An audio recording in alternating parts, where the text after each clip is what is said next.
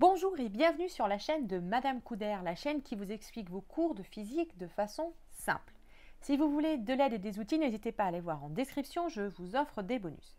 Dans cette vidéo, je vais introduire et expliquer ce qu'est le travail d'une force en partant de ce qu'on a appris au lycée. Puis je vais élargir en rajoutant les outils mathématiques que l'on voit post-bac et la notion de puissance. La physique sur cette notion est la même au lycée que post-bac, mais il y a des outils mathématiques qui changent et donc c'est ça que je vais introduire. Le travail d'une force, c'est ce qui va changer la vitesse d'un système et donc son énergie cinétique. C'est donc lié à l'énergie cinétique. On se rappelle que l'énergie se conserve, donc si on rajoute ou qu'on enlève de l'énergie cinétique à un système, cette énergie doit venir d'ailleurs. Deux solutions.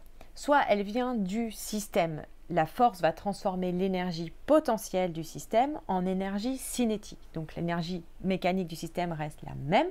C'est ce qu'on appelle une force conservative, elle va conserver l'énergie du système. Pour en savoir plus, vous pouvez aller voir cette vidéo. Deuxième solution, cette énergie cinétique peut venir d'un autre système, ce qui fait que l'énergie globale de notre système ici va changer. La force sera donc une force dite non conservative. Pour en savoir plus sur l'énergie qui change ou pas du système, etc., vous pouvez aller voir cette vidéo. Ce travail d'une force s'écrit WAB de F. Le travail, c'est donc de l'énergie qu'on va ajouter à un système ou retirer d'un système. Ça s'exprime donc en joules. Le W, c'est pour travail, work en anglais.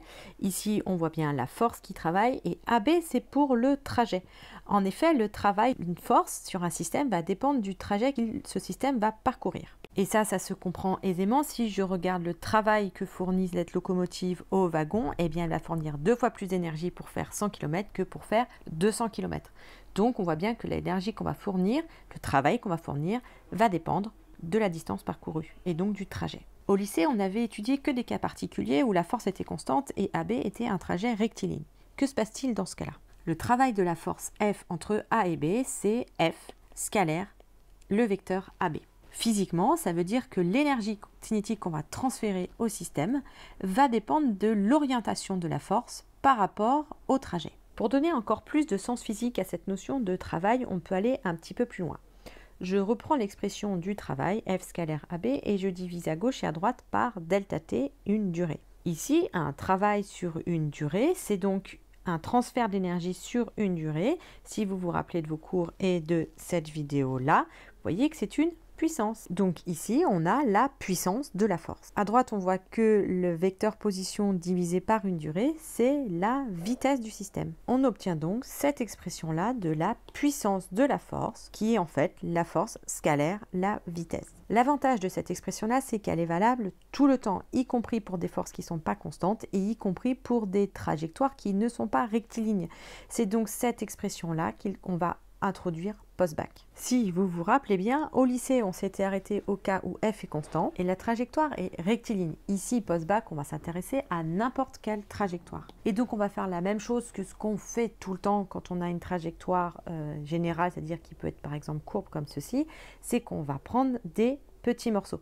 Et donc, on va faire du calcul différentiel. Si vous n'êtes pas à l'aise avec le calcul différentiel, vous pouvez aller voir cette vidéo. Comme on vient de le dire, la définition qui sert de base pour le reste, c'est la définition de la puissance. La puissance d'une force, c'est la force scalaire la vitesse. On voit que la vitesse dépend du référentiel, ce qui veut dire que la puissance également va dépendre du référentiel. Donc, faites bien attention à bien indiquer votre référentiel au correcteur. Et on va ensuite définir la puissance comme étant la dérivée par rapport au temps du travail. On se rappelle que la vitesse, c'est la dérivée du vecteur position. Et donc, si j'écris les deux côtés de l'équation, je vois que je peux simplifier par dt. J'obtiens donc l'équation différentielle delta WF égale F scalaire D de OM. Pour passer de la forme différentielle à la forme macroscopique, eh bien, on va intégrer sur le trajet. Ici, le trajet, ça va être AB. J'obtiens donc intégrale de delta F entre A et B égale intégrale entre A et B de F D de OM. L'intégrale entre A et B de delta WF, c'est le travail de F sur AB. Et voilà, j'ai obtenu l'expression du travail d'une force. Pour résumer, on définit la puissance d'une force qui dépend du référentiel, comme P de F qui est égal à F scalaire V. Comme il y a la vitesse, c'est pour cela que ça dépend du référentiel. La puissance est la dérivée par rapport au temps du travail. Le travail sur un trajet AB d'une force F est défini comme étant l'intégrale sur le trajet AB du produit scalaire F scalaire D de OM. Voilà, j'espère que cette vidéo vous a plu. N'hésitez pas à liker si c'est le cas et à poser vos questions en commentaire si quelque chose n'est pas clair pour vous. Et si vous voulez de l'aide pour travailler vos cours, n'hésitez pas à aller voir en description. Je vous offre un petit cadeau pour vous aider.